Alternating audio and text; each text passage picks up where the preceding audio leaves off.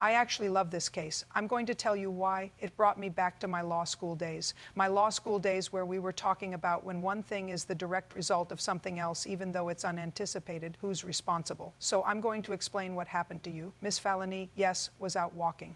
Her dog, yes, along with my daughter. And according to Miss Falcom, she was frightened by a dog that's owned by Miss Cameron. She was so frightened by the dog that she either jumped on or fell on the hood of a car, denting the car, causing some damage in the amount $760. Yes, the person who owned the car sued her for denting her car and sued her in small claims court. In what jurisdiction do you live?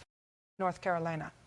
In North Carolina, and the owner of the car was successful against Miss Falconi because the judge in small claims court said you did in fact fall and cause damage to her car, so you have to pay to have it repaired. Miss Falconi says it's really not my fault. I wouldn't have fallen on the car if it wasn't for Miss Cameron's dog being out of her control and frightening me, and I jumped on the car to get away from the dog. She said, so it's really Miss Cameron's fault. And since I was forced to pay $760 to the owner of the car, I think you should pay me that $760. Isn't that an interesting case?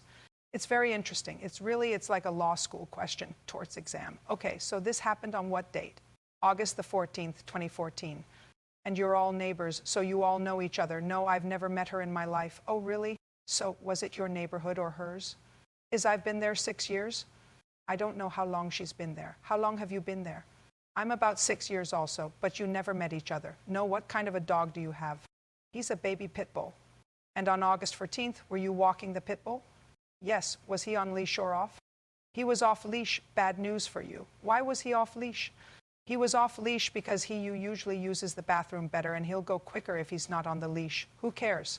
And no one was around. Who cares? You have to anticipate people are going to come outside. You don't. Walk your dog off the leash. So you're walking down the street with your dog, correct? Is your dog on the leash? Yes, ma'am. What kind of dog do you have? A Yorkie. And tell me what happened. Okay, as I'm out walking, Buddy, along with my daughter, Alia, we noticed that defendant and the dog. So my daughter say, is that dog on a leash? And the dog looked at us. We looked at the dog. And I started yelling, get your dog, get your dog. The dog started charging us. My daughter took off and ran back in the house, and my neighbor's car, which was the closest thing to me, I jumped on the car, still yelling, get your dog, all the while she's just standing at the top of the cul-de-sac looking like Miss Cameron. I'm hearing you go, okay. You're walking your dog without my dog. He was in the neighbor's yard across the street from my house. What was you doing in the neighbor's yard?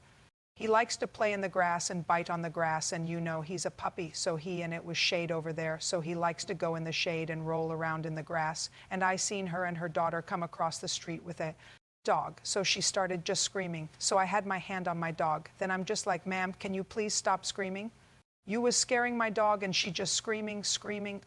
So her daughter took the other dog and ran in the house. Well, I'm just sitting here like, why you didn't go in the house if you was that scared? Because my dog didn't even move. I had my hands on my dog. Judgment for the plaintiff in the amount of $760. Don't believe a word you just said to me. All these are excused. You may step out.